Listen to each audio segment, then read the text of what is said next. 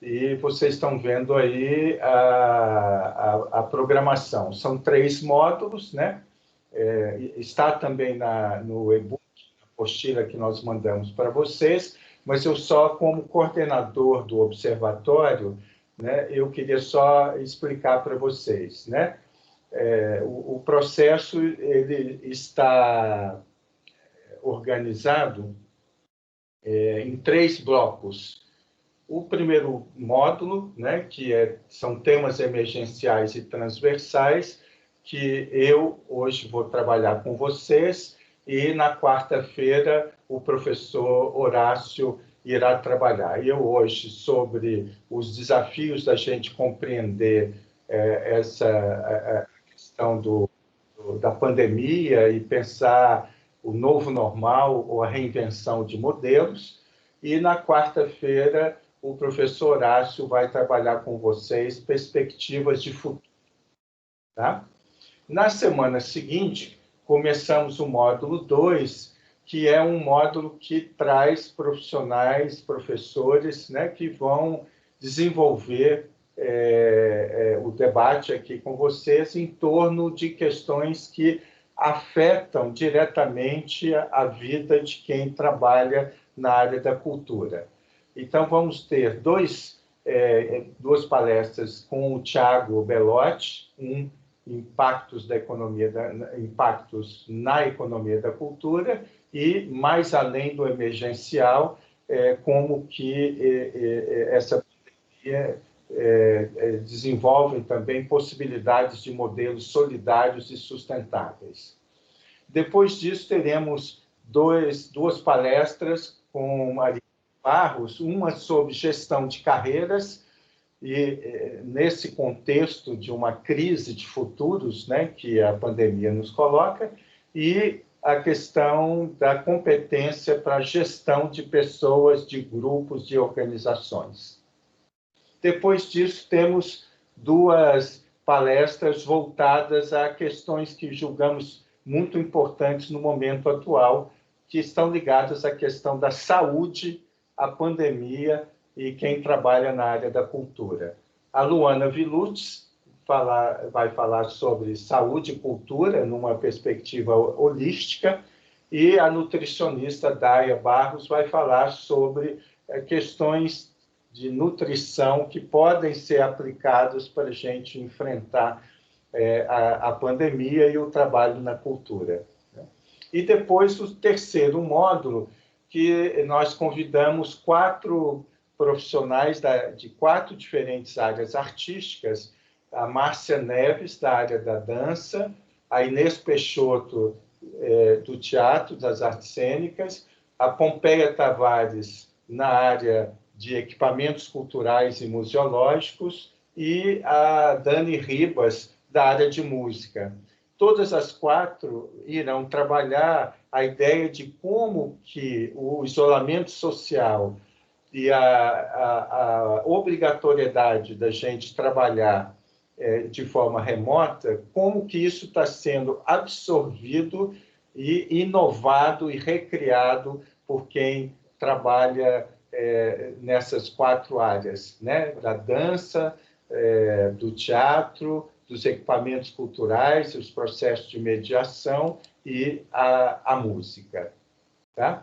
Então, esse é o nosso percurso, né? Durante esse mês e meio, às segundas e quartas-feiras. Tá bom? Eu queria dizer, como coordenador do observatório, que montamos isso com muito carinho, pensando em temáticas que efetivamente interessam as pessoas que já atuam na área da cultura ou pessoas que, mesmo não atuando, têm um interesse grande sobre questões culturais. Tá bom? Eu queria muito agradecer todos vocês que se inscreveram, que confiaram, né, no Observatório da Diversidade Cultural. Nós temos aqui pessoas de vários estados do Brasil, não só de Minas Gerais, mas no Nordeste, no Centro-Oeste, no Sudeste, no Sul, né? E temos também pessoas do Uruguai assistindo esse Festival de Ideias. Então, eu queria, em nome de toda a equipe do Observatório, agradecer de coração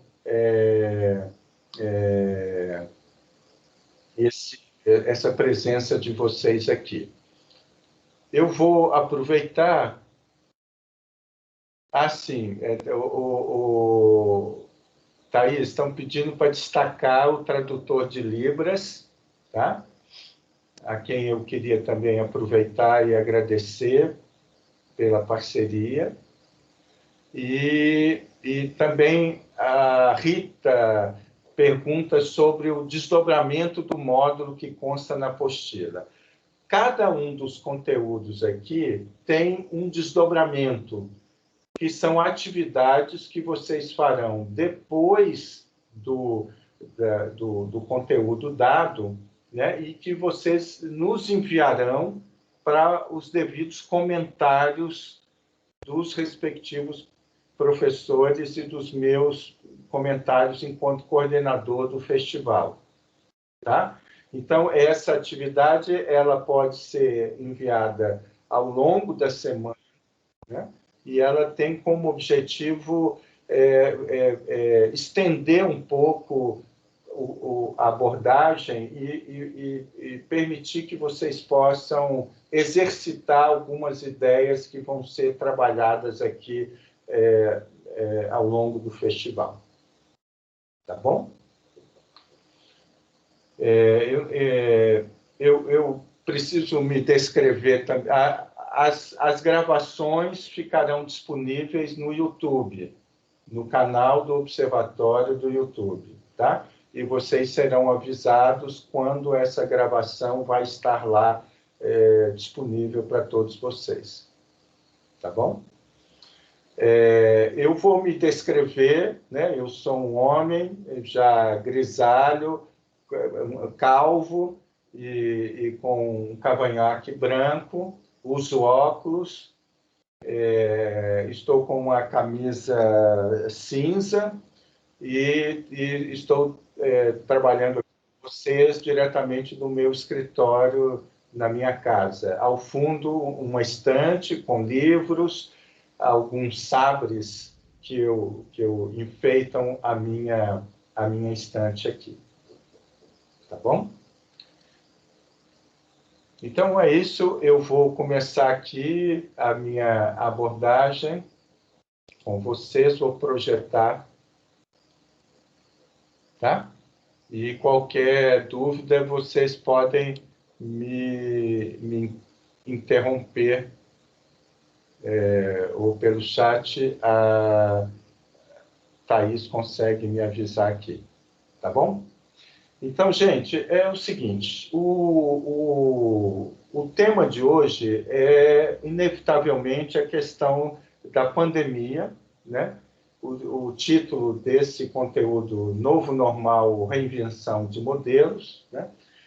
O meu nome é José Márcio Barros, sou coordenador do festival e do observatório e vou desenvolver com vocês esse conteúdo, né? O objetivo é que a gente, além de inventariar os problemas e as perdas humanas e econômicas que, né, a pandemia da Covid-19 vem, né, nos apresentando há mais de um ano, mas que a gente também possa pensar nos desafios, nas alternativas que podem ser construídas e criadas, especialmente por quem está na área da cultura, né? Então, o objetivo é refletir, né, sobre esse esgotamento do atual modelo de desenvolvimento, que é um modelo de desenvolvimento globalmente descomprometido com a sustentabilidade, né? E, ao mesmo tempo, a gente estabelecer conexões e relações com o lugar da cultura e a possibilidade da gente poder reinventar futuros nessa conjuntura tão dramática, né? Nessa conjuntura tão que nos desafia tanto, né? Na nossa vida atualmente. Tá? Thaís, novamente eu te peço, o tradutor de Libras não está destacado. Se você puder conseguir destacar. Tá? Então, vamos lá. Né? Eu dividi a minha abordagem. Continua projetando aí, né, gente? Porque a gente perde, aqui pelo Teams, perde o contato visual com a tela. Não estava projetando. Eu não está projetando. Não está? Então, não.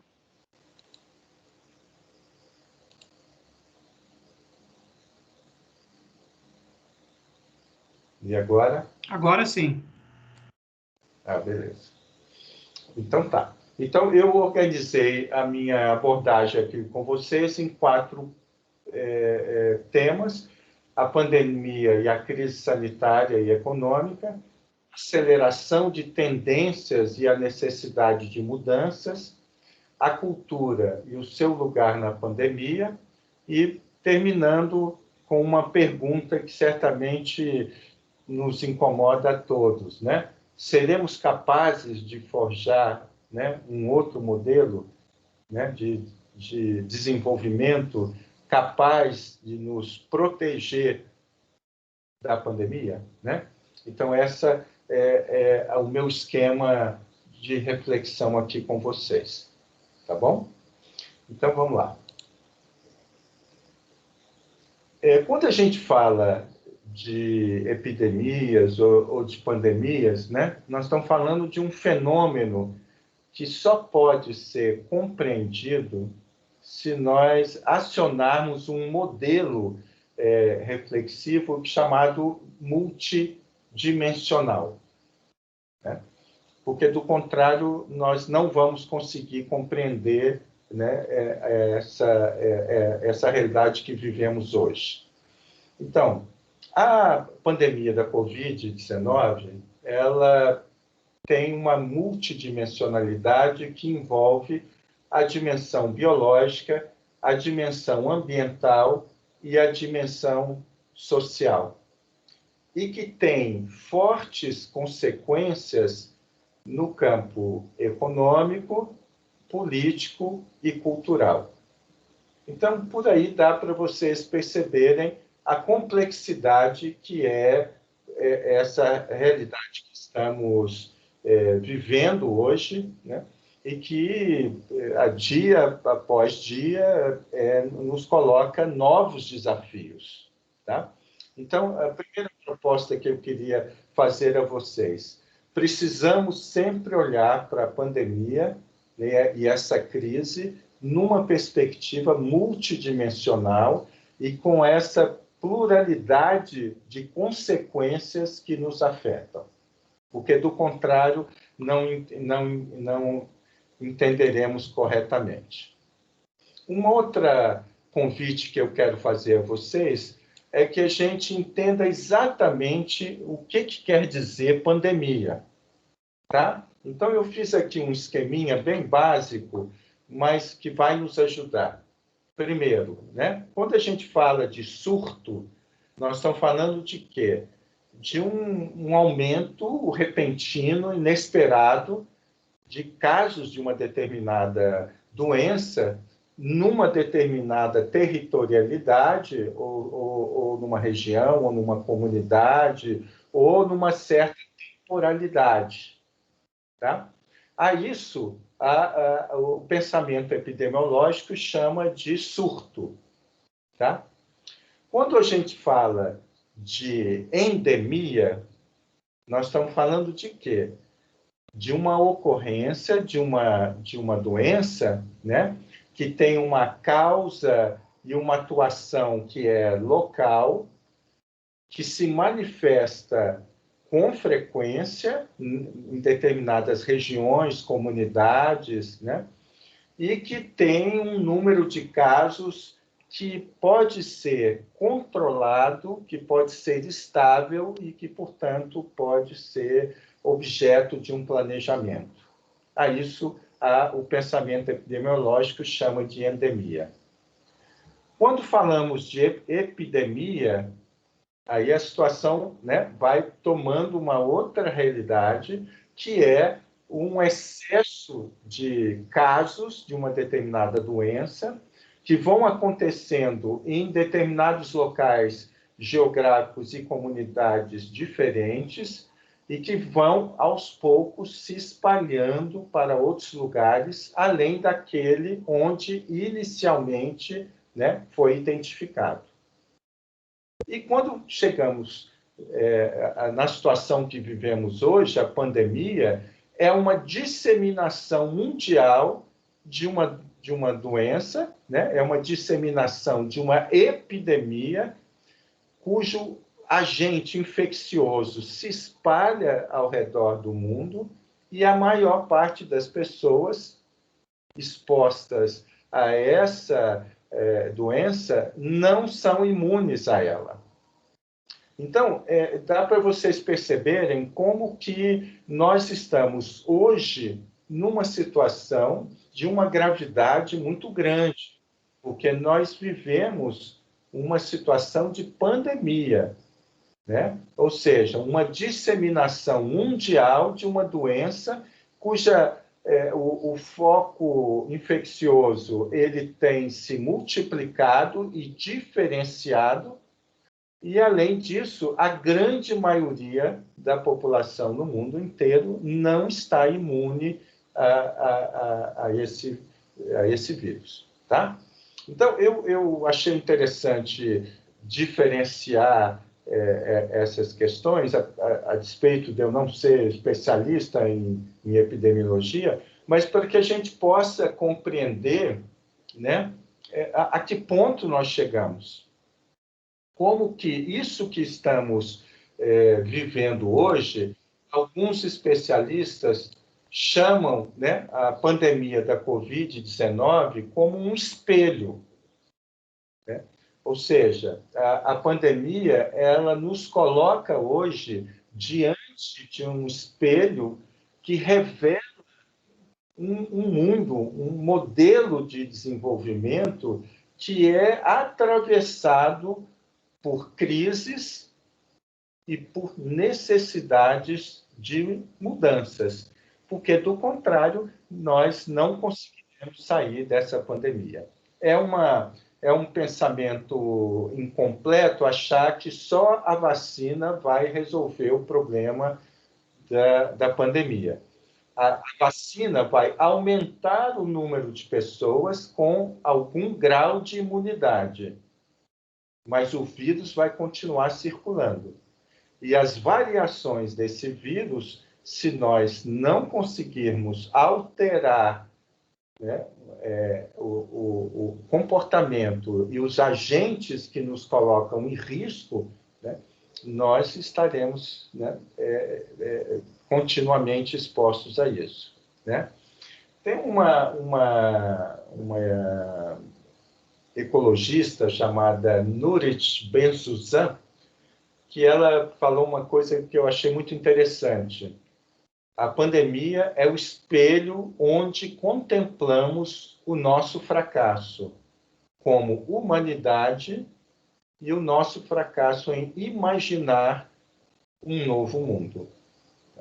Então, eu não estou querendo abrir esse festival de ideias de uma forma excessivamente pessimista, mas é preciso que cada um de nós assuma a responsabilidade que temos em várias dimensões para o enfrentamento dessa pandemia. Porque o nosso grande risco é se a Covid-19, né, se tornar uma doença endêmica, ou seja, uma doença que não vai desaparecer, e que poderá impactar de forma ainda mais dramática do que já impactou em determinadas regiões específicas do planeta e assumir um caráter mais definitivo, mais permanente, né? O que certamente, caso isso aconteça, vai penalizar as regiões, as comunidades e as sociedades que são pobres, né? Então, esse é o nosso grande risco. Nós hoje lutamos para aumentar a imunidade a partir de um plano de ir imunizando aqueles que têm mais risco, mas é preciso também pensar que a imunidade que a vacina nos traz, ela nos protege, mas ela não acaba com a Covid-19. Era isso que eu queria que a gente pensasse em toda a sua complexidade, né? A importância de nós termos essa perspectiva e essa responsabilidade, tá? Pois bem,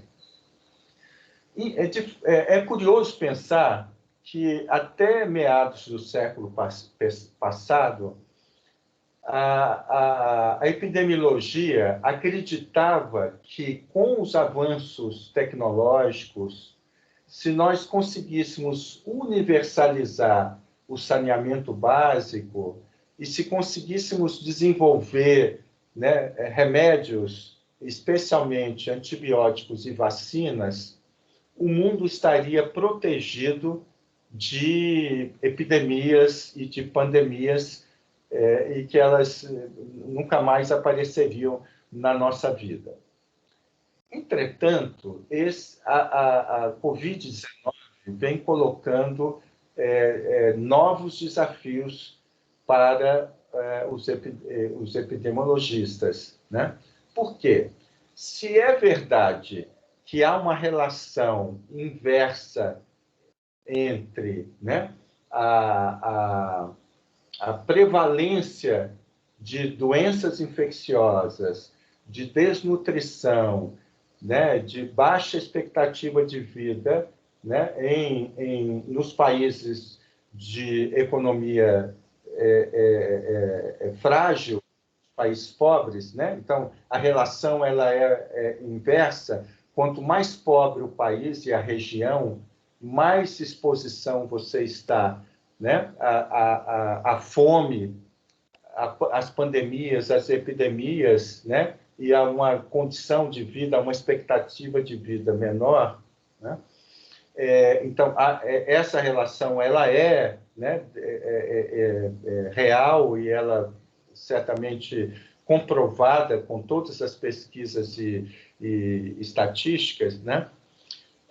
A Covid trouxe novos desafios para a gente pensar, né?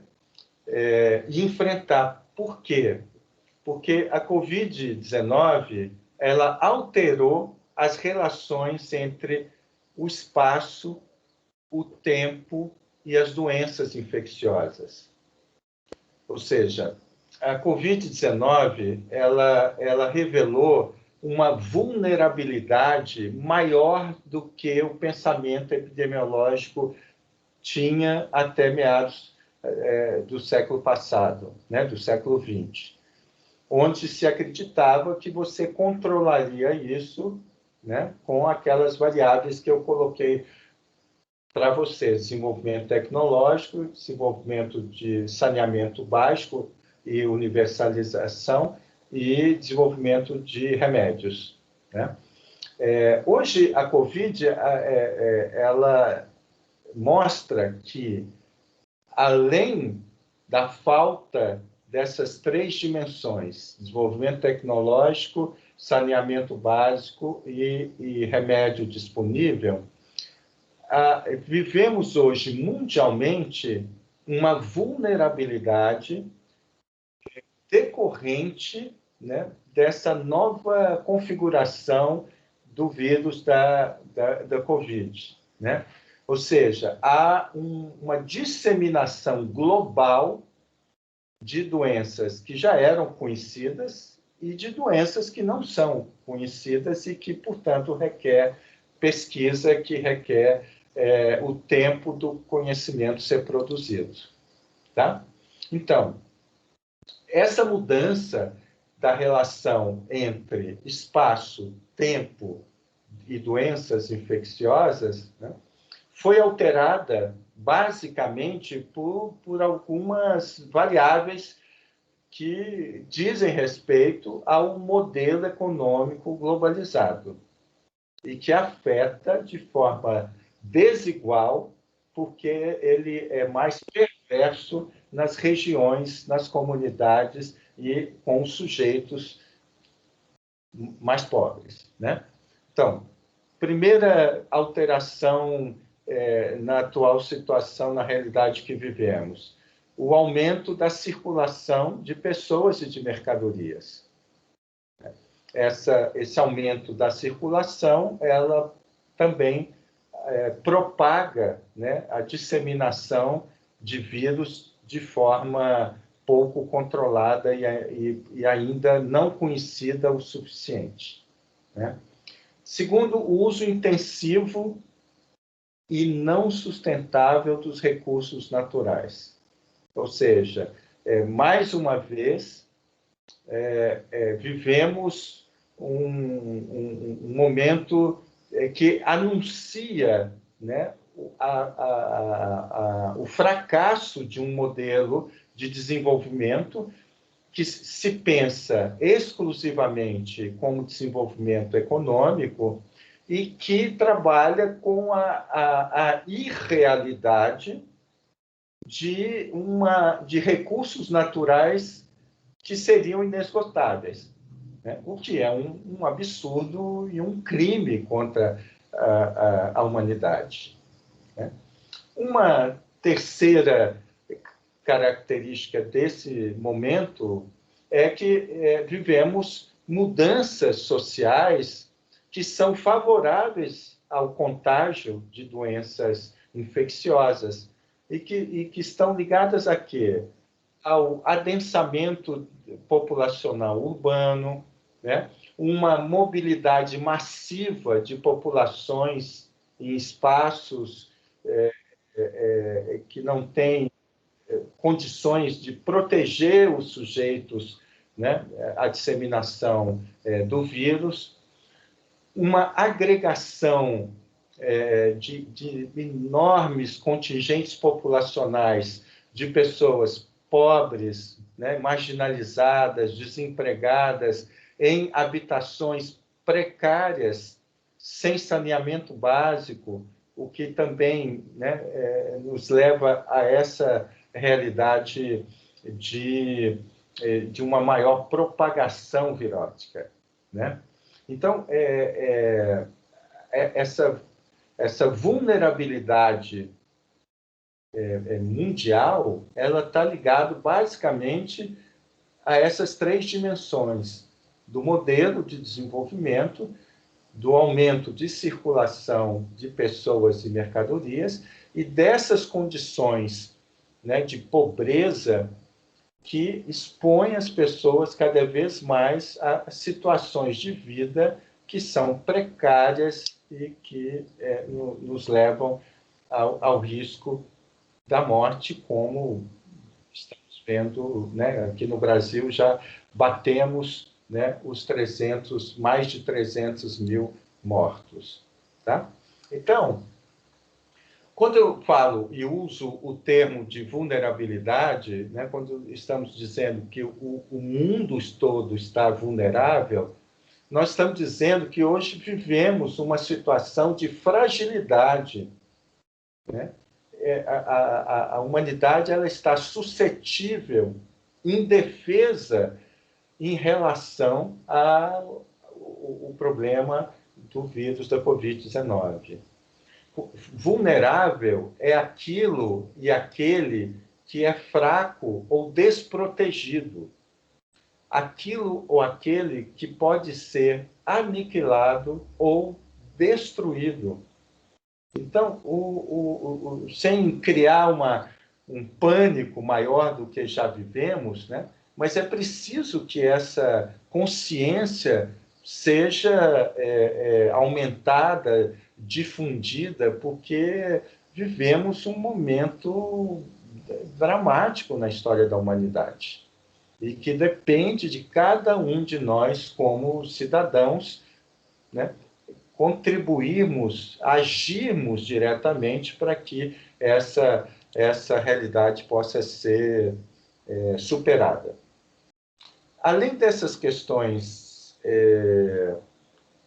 diretamente ligadas ao vírus, né, ao coronavírus, nós ainda temos, né, para além do aumento exponencial de mortes, o aumento da pobreza, da desigualdade, da fome, né, nós ainda convivemos em tempos de pandemia, e especialmente aqui no Brasil, com algumas realidades decorrentes disso, né?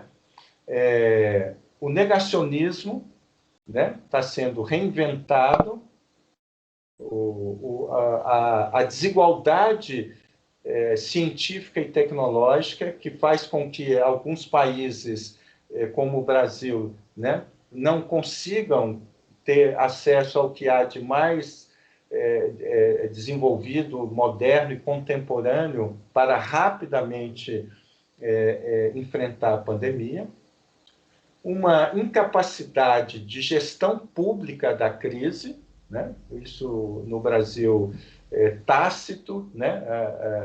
O problema da gestão dessa crise sanitária e humanitária que o coronavírus nos coloca, a emergência de uma cultura do medo, né? Que afeta a nossa disponibilidade, a nossa capacidade de estar em sociedade, de estar com os outros e de pensar o futuro, né? Ou seja, vivemos hoje numa situação de medo, um aumento muito grande, né, da desigualdade social e econômica e uma fragilidade na perspectiva cidadã. Cada imagem que a gente vê das pessoas furando os protocolos, né, furando o isolamento social e tendo práticas que aumentam o risco dele próprio e dos que estão próximos a ele em relação ao vírus, revelam, né, uma frágil perspectiva de cidadania que convivemos hoje aqui no Brasil. Tá? Então, eu queria fazer esse primeiro preâmbulo, assim, da maneira como eu olho hoje para a questão da pandemia.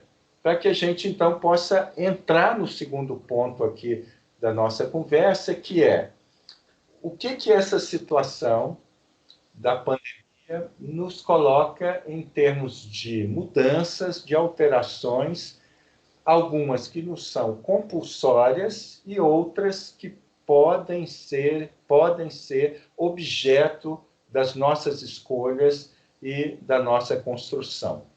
Tá?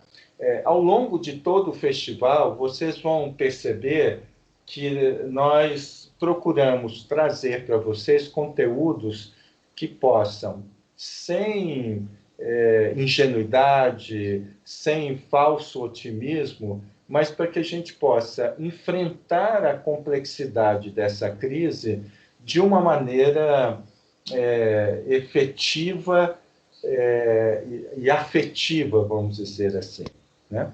Porque precisamos que cada um de nós assuma o seu lugar nessa crise que vivemos. Tá? Então, eu coloquei aqui, né, a pandemia, ela não vai mudar a nossa vida, ela já mudou, né, e mudou radicalmente a nossa vida.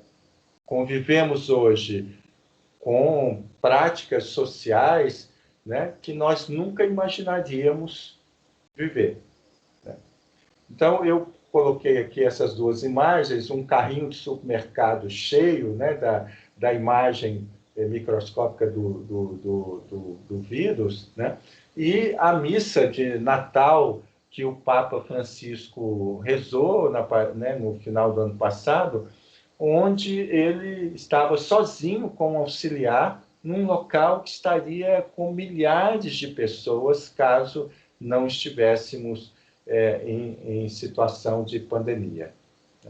Ou seja, a pandemia já mudou a nossa vida, alterou o cotidiano do nosso trabalho, né? Alterou os nossos processos de educação, de produção e de assimilação de conhecimento, alterou a nossa sociabilidade, a maneira como nos relacionamos em sociedade, afetou radicalmente a nossa mobilidade e a nossa afetividade, né? A maneira como nós desenvolvemos as nossas relações afetivas. E poderíamos elencar aqui uma série de outras mudanças que nos afetam. E trouxe também uma questão, um desafio muito grande, que muita gente no mundo inteiro hoje se pergunta. Primeiro, o que nos fez chegar nessa situação? Segundo, como superar essa realidade? Terceiro, o que acontecerá no futuro pós-pandemia? Essas três questões, elas são questões que sintetizam, né, de uma maneira muito clara e muito problematizadora, por que chegamos aqui, o que nós temos que fazer para sair dessa realidade e qual realidade seremos capazes de construir após a pandemia ser controlada. Tudo isso nos leva, então, a uma possibilidade de pensar que uma chave conceitual importante para a gente é a ideia de mudança. Em dois sentidos, né? A mudança que se abateu sobre nós fomos compulsoriamente, né, obrigados a mudar o nosso modo de vida, o nosso estilo de vida, e, ao mesmo tempo, a mudança enquanto um projeto que precisamos assumi-lo e implementá-lo, sejamos integrantes do poder público, sejamos membros das organizações da sociedade civil, né? Portanto, mudança é hoje uma dimensão fundamental para a gente pensar a nossa realidade, né? E aí, nós podemos, eu vou fazer uso aqui, né, do Átila Yamarino, que é um doutor em microbiologia e que é um influencer hoje na área da ciência e do conhecimento, e que ele diz uma coisa que é fundamental: a mudança é compulsória. Ou seja, o mundo mudou, né? Aquele mundo que nós vivíamos antes do coronavírus não existe mais. E a nossa vida está mudando e vai mudar muito, né? Em 2020, em 2021 e certamente no nosso futuro, né? Se a gente manter essa ideia de que nós vamos voltar ao passado, nós estaremos contribuindo para a não superação dessa pandemia, né? Ou seja, quem ainda não aceita, não compreende e não atua nessa nova realidade, marcado por essas mudanças tão dramáticas, né? E que vai levar, na visão do Átila, algumas décadas para superarmos, né? Nós estaríamos contribuindo para a pandemia permanecer e se alastrar. Então, é preciso introjetar essa ideia. Já mudamos, o mundo já mudou, a vida já mudou e precisamos, né, agir nesse mundo de tal maneira que as mudanças compulsórias possam ser transformadas em mudanças escolhidas, planejadas, construídas numa perspectiva de sustentabilidade, de dignidade, numa perspectiva ética, numa perspectiva inclusiva. Tá bom? Além disso, eu gosto muito da Lilia Schwartz, uma historiadora, antropóloga muito importante hoje no Brasil, que ela fala que, usando Eric Hobsbawm, que é um historiador fundamental, né, que fala que nós podemos pensar que a Covid, que a pandemia, é o marco do final do século XX. Né? Por quê? Porque o século XX foi o século da tecnologia, né? Um século de grandes desenvolvimentos tecnológicos, mas que agora, na passagem para o século XXI, denota a sua incapacidade, a sua incompletude ou da sua impotência de, sozinho, a tecnologia, enfrentar as outras multidimensionalidades do fenômeno da pandemia que estamos vivendo, né? Ou seja, a Lilia, usando Eric Hobsbawm, nos sugere que o século XX está acabando agora. Tal e qual o século XIX, na visão de alguns historiadores, só acabou com o final da Primeira Guerra Mundial, é como se o século XXI estivesse começando agora, com todos esses desafios que nós enfrentamos. Tá? Então, podemos dar um passo à frente. É possível pensar, então, que o coronavírus é um acelerador de futuros? Que essa crise sanitária, humanitária, mundial está antecipando mudanças? Sim, né? Isso vem sendo muito debatido e apresentado pelos especialistas, no sentido de que, primeiro, o trabalho remoto, que já era uma realidade para alguns, é agora uma imposição à grande maioria. Não a todos, porque tem pessoas que nem direito ao trabalho remoto, né, ainda já ganharam essa possibilidade. Mas o trabalho remoto foi acelerado, se transformou num padrão mundial de boa parte de nós.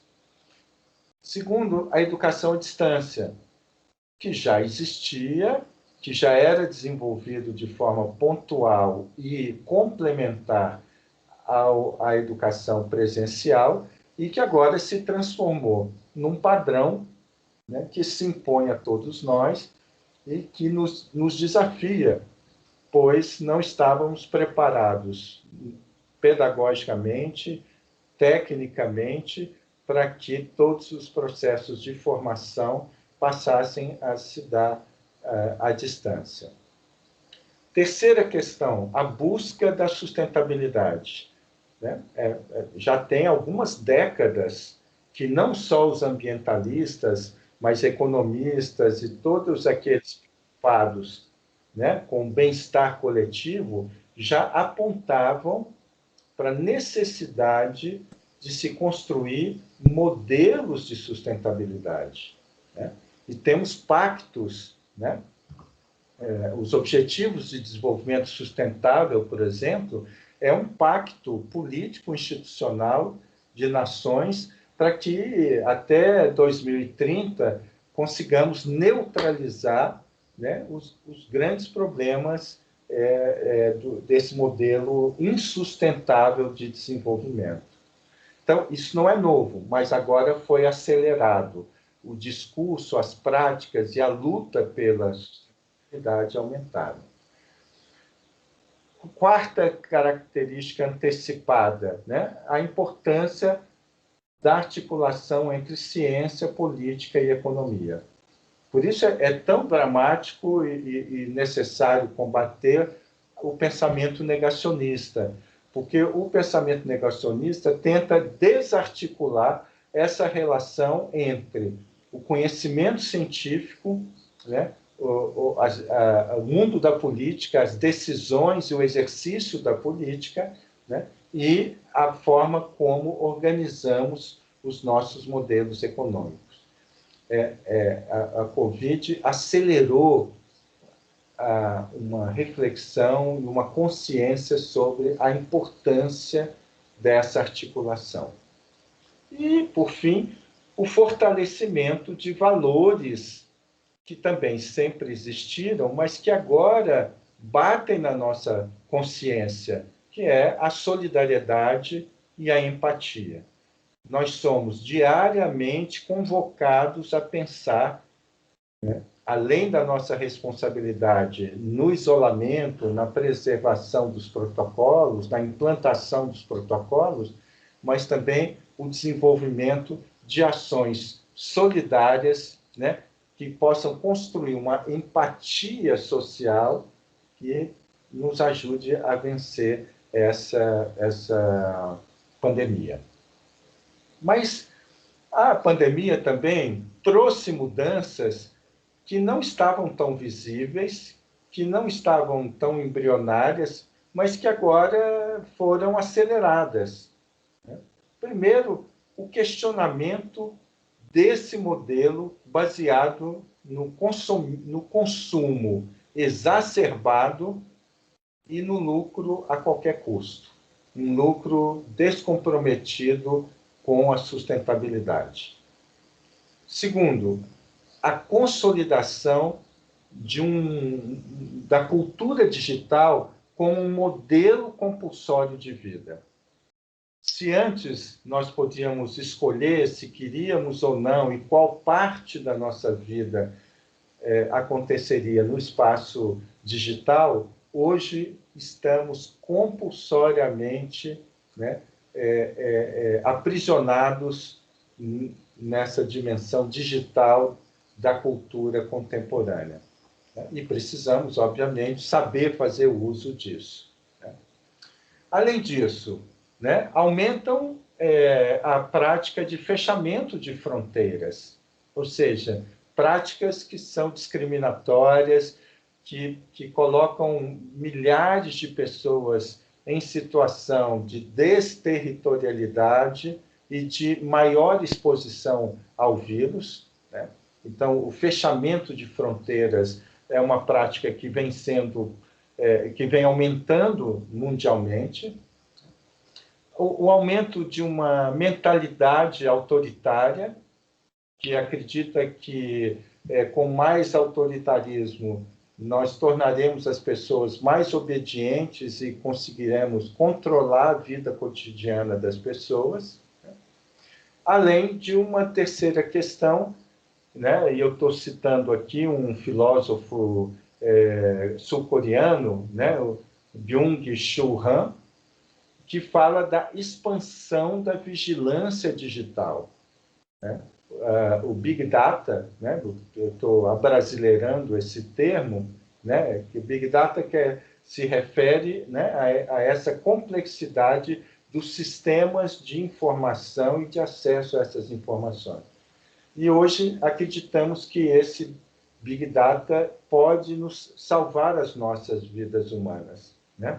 E esse filósofo, o Byung, vai dizer que isso é muito perigoso, né? Ele cita, por exemplo, a realidade de alguns países asiáticos, onde o controle da informação e do espaço midiático é muito grande, que está produzindo uma situação, né, que ele chama de uma biopolítica digital, que é acompanhada de uma psicopolítica digital, cada vez controla mais a vida das pessoas. Os países que estão,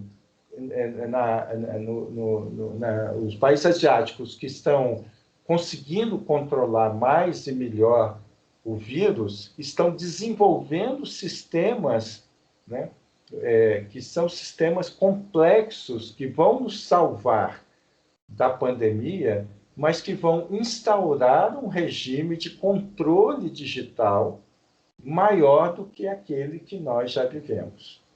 Essa é uma das preocupações que o Byung-Chul Han coloca. Tá? Então, há uma conjuntura de muita complexidade, né, e que nos afeta diretamente no campo da cultura. Tá? Gente, como nós atrasamos um pouco, né, eu já estou caminhando, passando a metade, então pedi um pouco a paciência de vocês em função dos problemas técnicos que nós tivemos no início. Tá? Então, como pensar a questão da cultura e o lugar da cultura na pandemia? Então, é preciso, inicialmente, lembrar que a cultura, enquanto um setor produtivo da economia, é um dos que foram mais afetados, ou seja, que foram afetados logo no início e que tem consequências que permanecem ao longo de todo esse ano da pandemia e que pode ser que permaneçam mesmo depois de alguns protocolos de flexibilização. Né? Então, mas tem um outro lado paradoxal, é que, apesar da cultura ser esse setor mais afetado pela pandemia, sem a cultura, o isolamento social não funciona. Os produtos e serviços culturais têm se mostrado ferramentas importantíssimas para a nossa saúde mental, a nossa saúde emocional e a manutenção do nosso isolamento. Claro que isso depende, né, daquela variável que eu coloquei lá no início, que é a questão da desigualdade e da pobreza. Né? Não podemos generalizar, já que nem todos têm acesso, né, à tecnologia, à banda larga, etc, etc. Mas eu queria chamar a atenção dessa dimensão paradoxal. A cultura é a mais afetada e, ao mesmo tempo, tem se mostrado, junto com outras ações, um elemento importante para o enfrentamento da pandemia. Então, só para a gente lembrar, né, quando eu falo de cultura e a importância econômica da cultura, eu estou falando de um setor econômico que representa mais de 2% do produto interno bruto do nosso país, que emprega, ou pelo menos empregava, né, algo em torno de 5 milhões de pessoas trabalhando nas diversas áreas da cultura. Além disso, a economia criativa, né, tomada hoje, né, como uma grande alternativa ao desenvolvimento humano sustentável, né, que gera muitos empregos, que gera renda, né, que faz contratações, que realiza negócios importantes, depende de quê? Da nossa capacidade de inovação, da nossa capacidade de criação. Né? A economia criativa está intimamente ligada a isso. Além disso, a indústria do entretenimento, que é um dos setores mais importantes, não em todas as economias, mas no Brasil, nos Estados Unidos, em vários outros países, a indústria do entretenimento é a que mais cresce se comparada com outros setores da economia. Então, quando a gente fala de cultura, nós estamos falando de alguma coisa que tem uma centralidade muito grande, né, no desenvolvimento de uma sociedade. Tá? Vocês já devem ter visto, lido ou assistido, né, os resultados dessa pesquisa feita pelo Observatório de Economia Criativa da Federal da Bahia e da Federal do Recôncavo Baiano, né, que é uma pesquisa chamada Impactos da Covid na Economia Criativa. Então, eu trouxe aqui esse quadro, né? Isso depois vai ser enviado para vocês também, mostrando como, né, que há uma multicausalidade da realidade hoje vivida pelo setor cultural.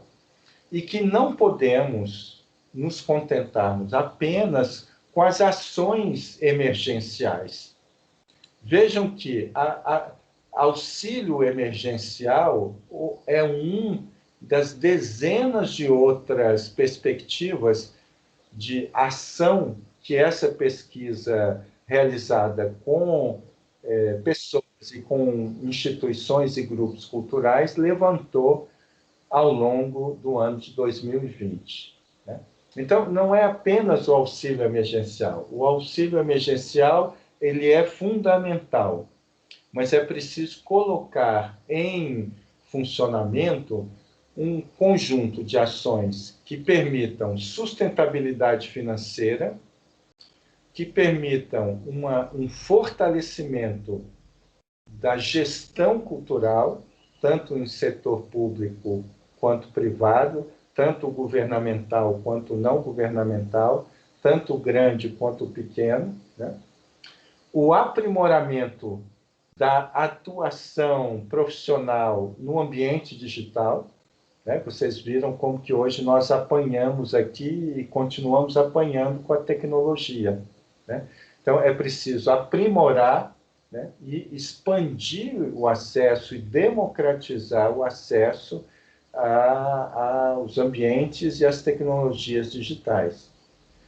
E é preciso também pesquisa e formação continuada, né? Então, vejam que a Lei Emergencial Aldir Blanc ela é muito importante, mas o mais importante é que, além do auxílio àqueles que estavam passando fome, sem renda no campo cultural, mas que a lei emergencial seja pensada também como uma oportunidade, né, de enfrentarmos esses problemas, né, que já existiam e que foram radicalizados na pandemia. Tá? É nesse sentido que eu estou falando da nossa... Acho que saiu aqui, né? Deixa eu voltar com a nossa projeção aqui. Tá? Então, a cultura fortemente afetada pela pandemia, ela, né, sofreu impactos proporcionalmente muito maior do que outros setores da economia, o que requer o quê? Que sem apoio do Estado, sem políticas públicas efetivas, o setor cultural, que já estava fragilizado, né? Preciso lembrar disso, né?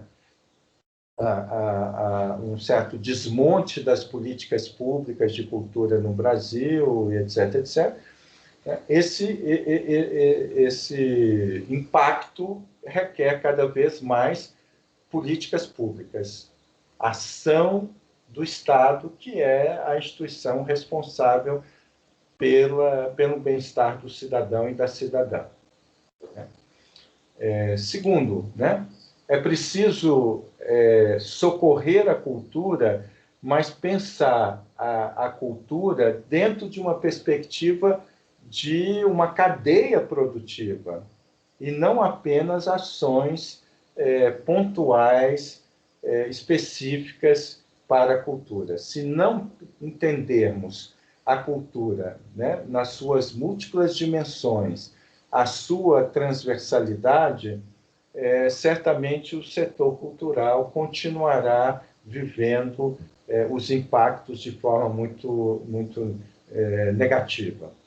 E eu acredito que seja necessário a gente assumiu uma bandeira de que a cultura é, junto com a vacina, junto com o isolamento social, junto com as medidas econômicas, é um grande antídoto, uma grande forma de enfrentamento do vírus e dos desdobramentos do vírus na nossa vida.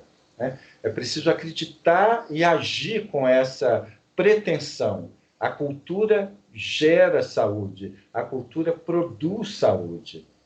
E precisamos, portanto, preservar, né, proteger, né, o desenvolvimento cultural, não só porque ali estão sujeitos, né, cidadãos como todos nós, as pessoas que não trabalham na área da cultura e, portanto, têm direitos de serem acolhidos pelas políticas sociais, mas é porque aquilo que é feito pelo setor cultural é fundamental para o enfrentamento da Covid, pensando nos efeitos, nos transbordamentos que a Covid nos traz. Né?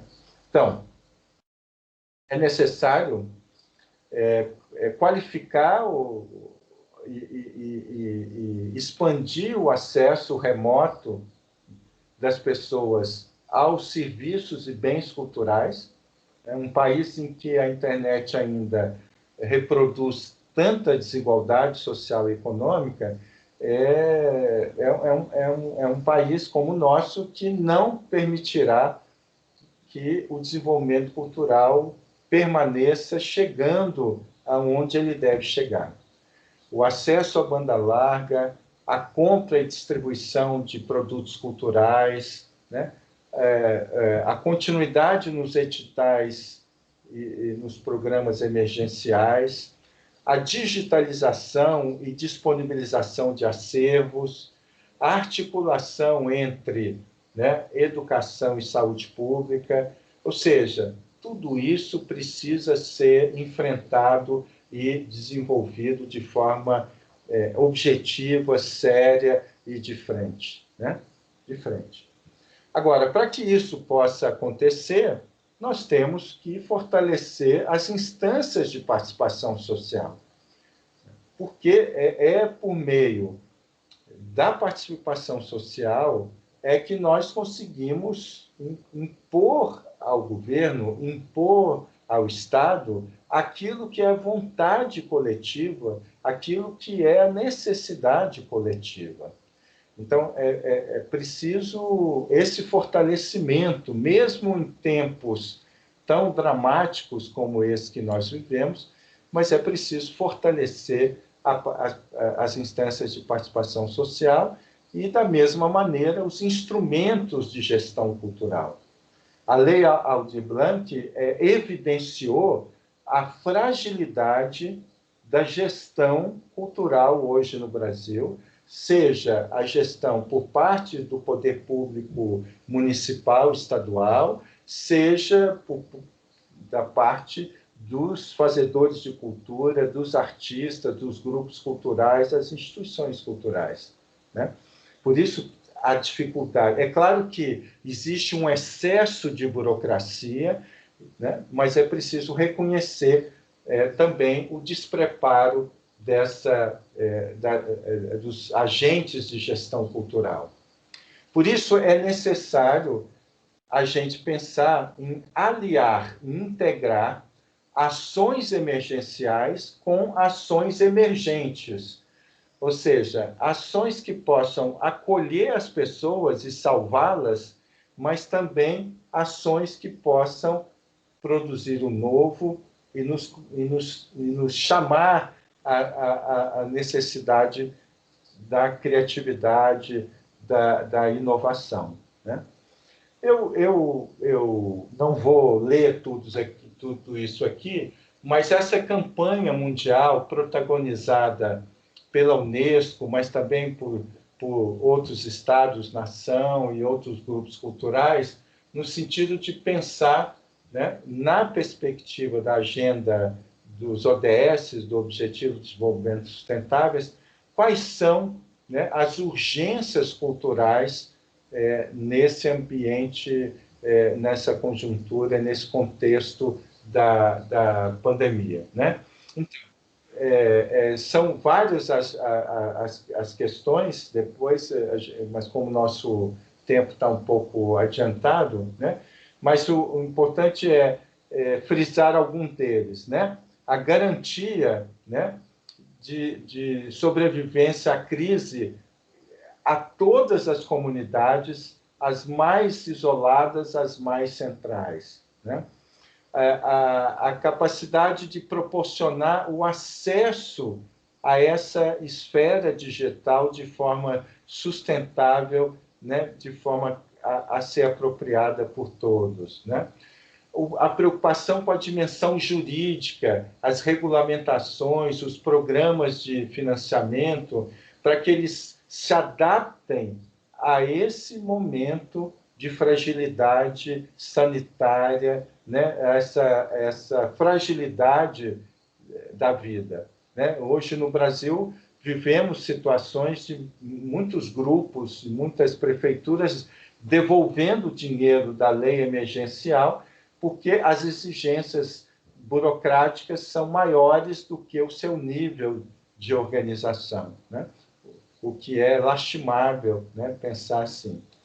Enfim, a integração, né, das ações governamentais, né, ou seja, uma ação transversal e integrada, né, das ações governamentais comprometidas com a perspectiva do desenvolvimento sustentável, né?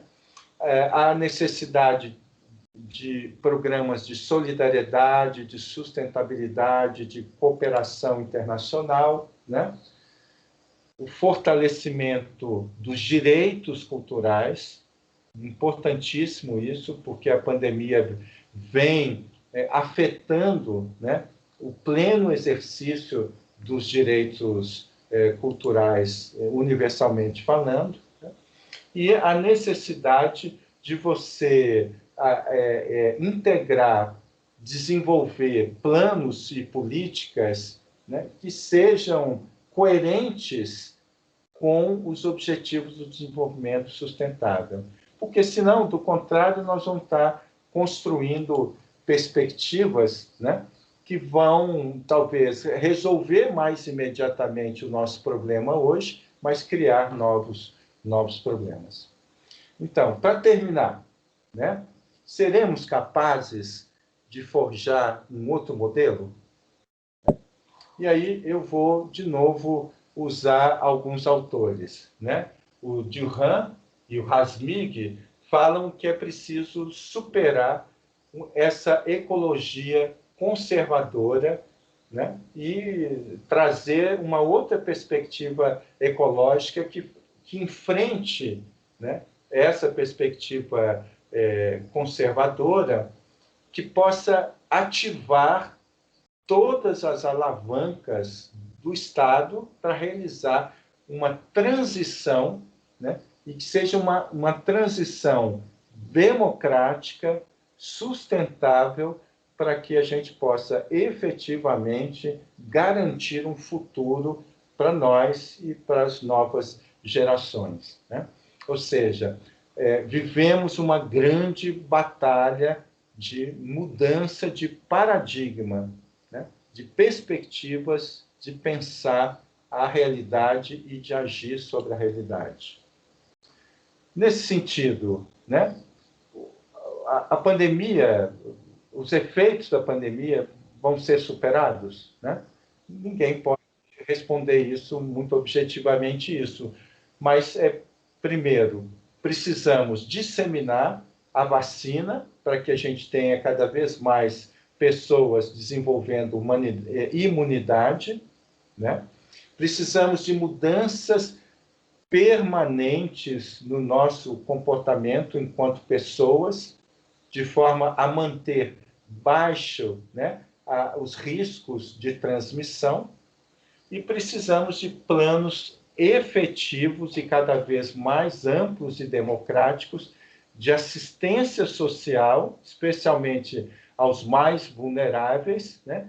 E de sustentabilidade econômica também, para a diversidade de sujeitos, dos menores aos maiores, né?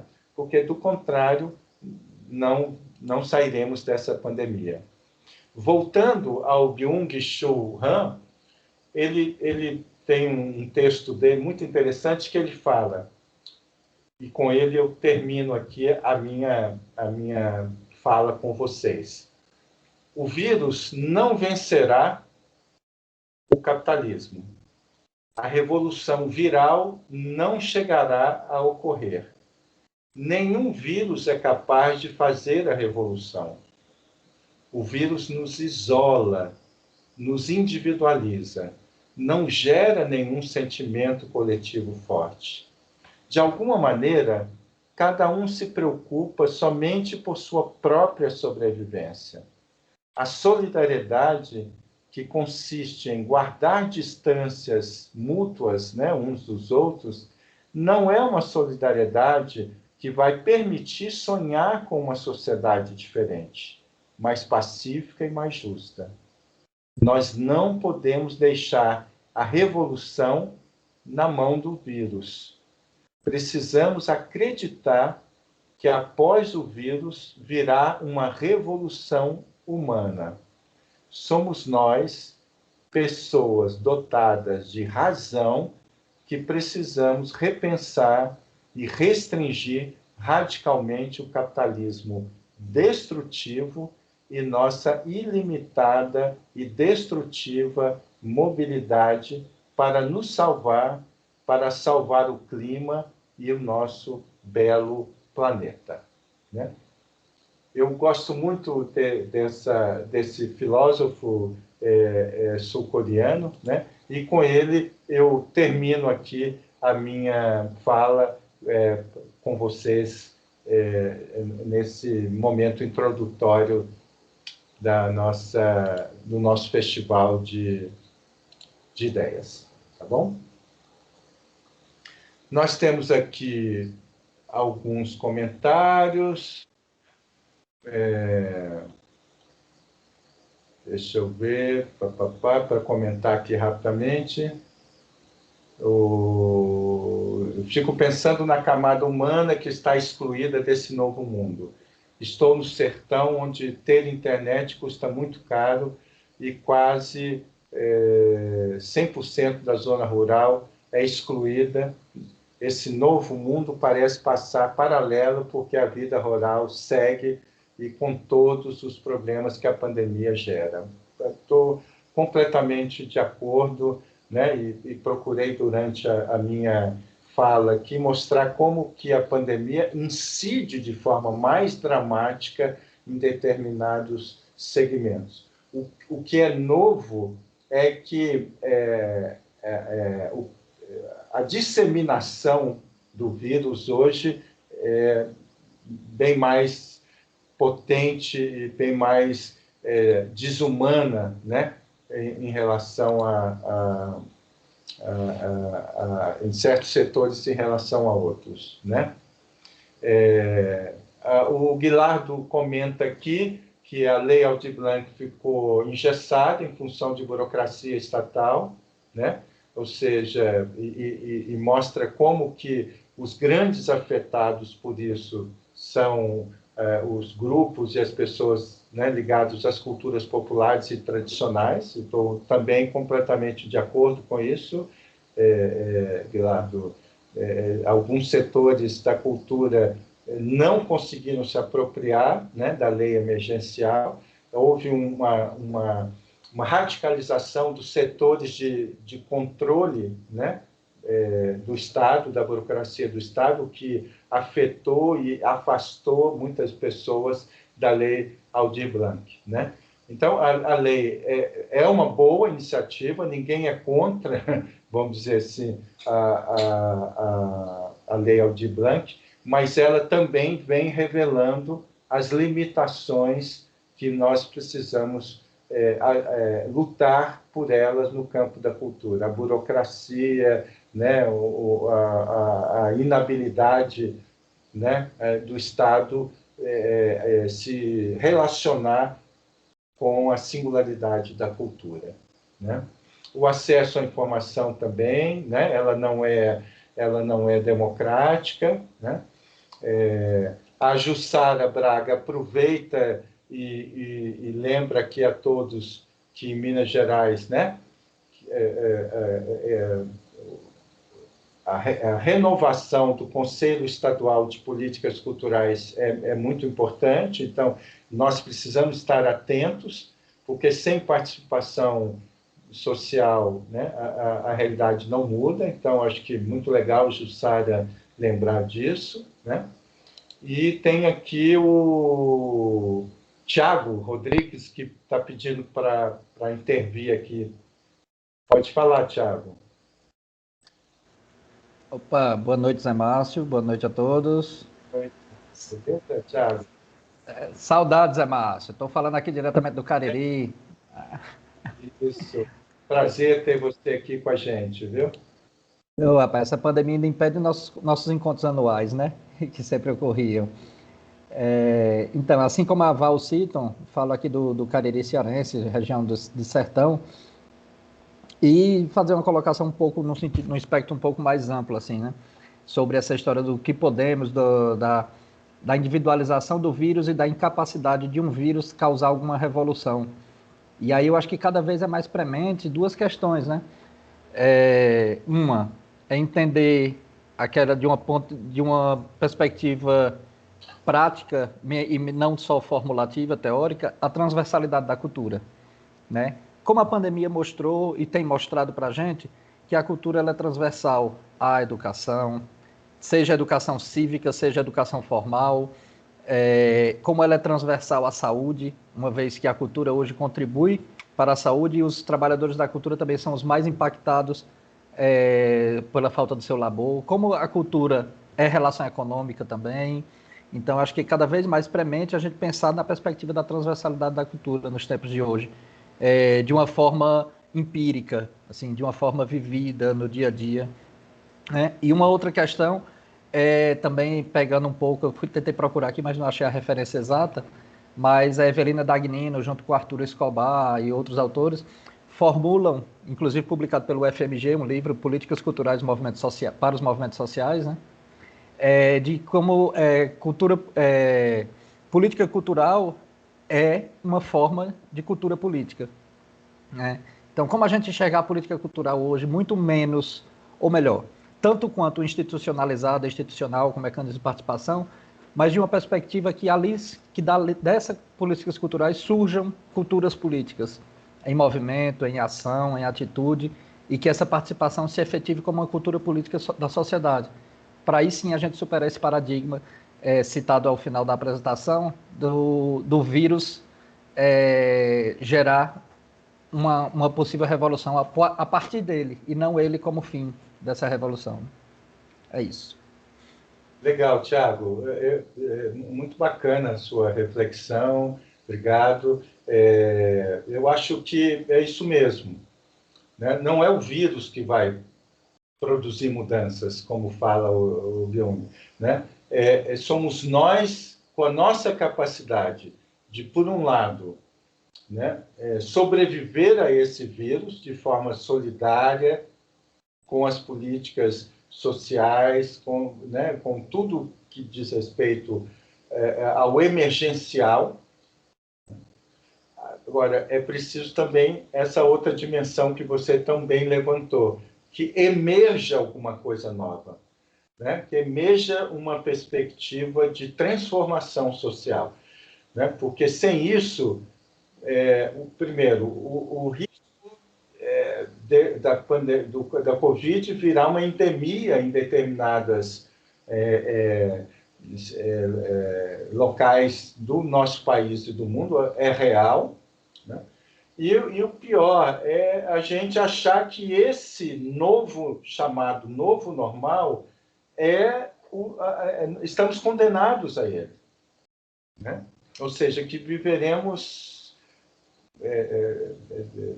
o resto da nossa vida condenado a esse isolamento, a essa mobilidade cheia de restrições, a não aglomeração, etc, etc. É preciso, concordo plenamente com a sua fala, que é preciso resistir e vencer o vírus, mas é preciso ter uma perspectiva transformadora maior. E essa perspectiva só com participação social, né? Sem participação social, só com a nossa boa vontade individual, não será suficiente, né? Apesar de ser muito importante, né? Importantíssimo, né? Gente, é isso, né? A Jussara, deixa eu ver, tem mais algumas questões aqui. É preciso existir para continuar resistindo, isso mesmo, né? Muito legal aqui, Basilton, também lá do Ceará, né? Mostrando como que no Ceará houve essa judicialização da Lei Aldir Blanc, né? E aumentou o tempo de execução. Isso é fundamental e abriu uma perspectiva, uma janela para todos os outros estados também, né? E que gerou o projeto de lei que já está, falta o Senado votar para ampliar o processo de execução das ações, né? É bom lembrar isso, sim. A Jussara fala da situação atual da fome, né? Que já existia e que agora aumenta, né? E que está fora do controle, e que é preciso que a gente individualmente e coletivamente, né, enfrente isso, né? Mais uma batalha, né? Quando é que nós poderíamos imaginar que em pleno século XXI estaríamos nessa situação que a Jussara coloca aqui, né? Uma situação de angústia, né? Que nós não podemos deixar de lutar, né? A fome talvez seja uma das dimensões mais degradantes da condição humana, né? E que precisamos enfrentá-la individual e coletivamente, né? E Guilardo fala novamente, o maior problema que ele vê é que não acredita na possibilidade de existência de políticas culturais em governos de direita, né?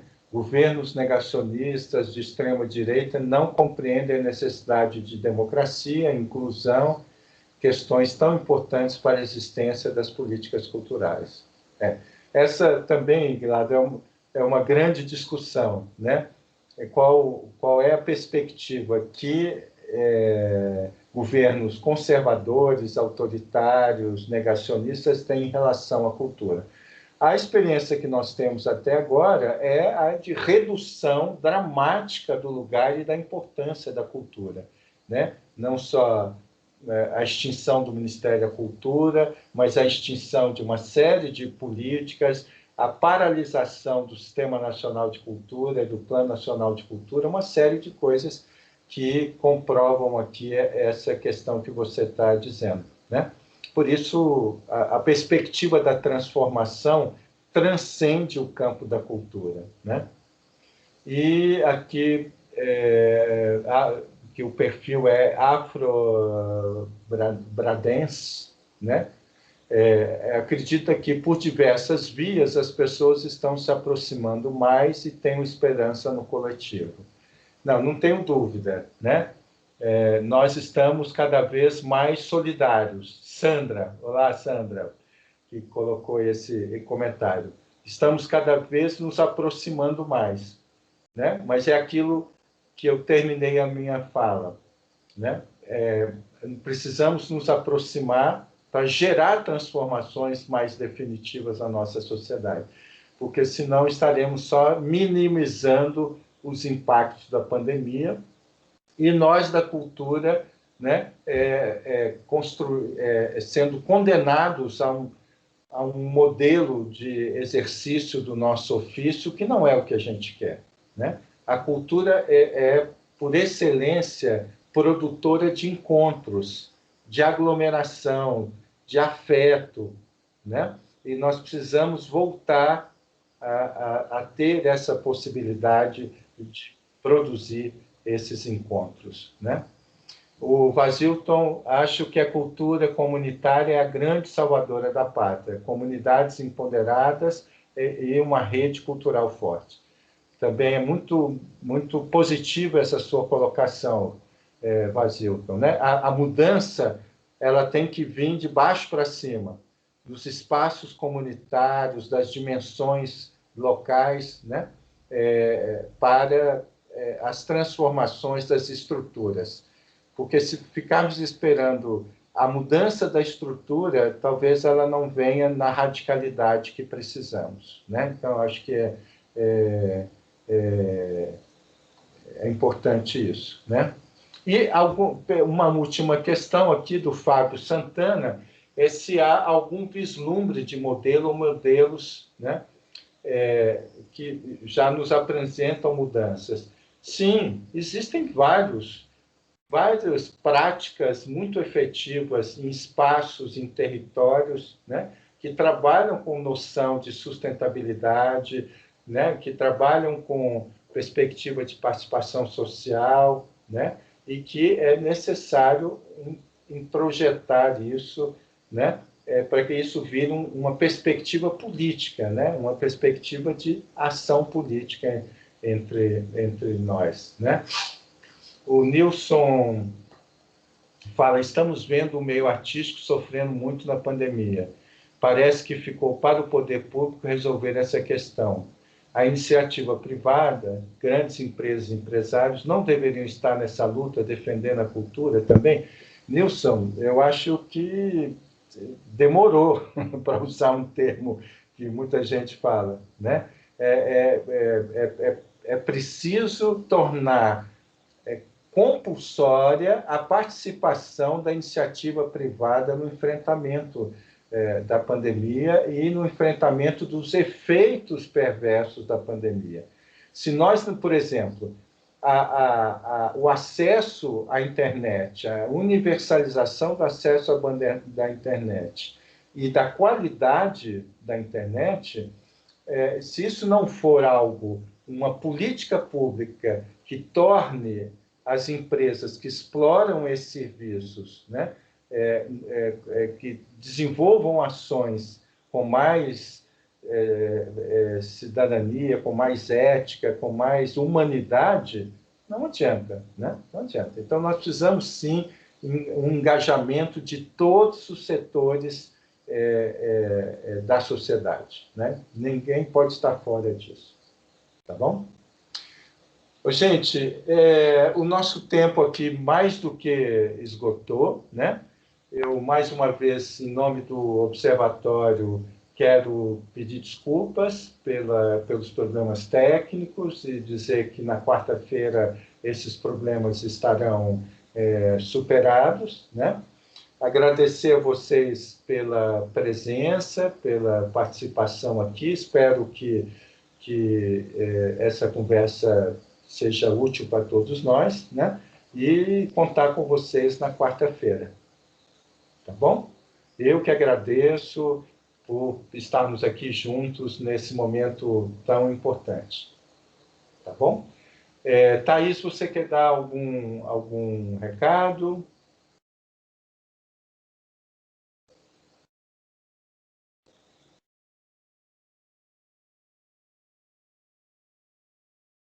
Thaís?